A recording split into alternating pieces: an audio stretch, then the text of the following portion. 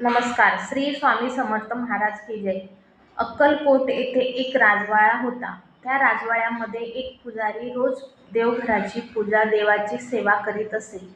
मग रोज त्या ठिकाणी पूजा करीत असताना एक उंदीर सारखा लुडबुड करीत असायचा. मग एक दिवस काय झाले, त्या पुजाऱ्याला त्या लुडबुड करणाऱ्या उंदरावर खूप राग आला आणि त्याने रागाने त्याला चंदन मारून फेकले.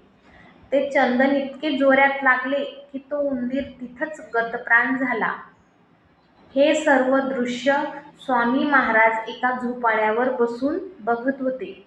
मग एक सेवेकरी त्या मेलेल्या उंदराला बाहेर फेकण्यासाठी जात होते.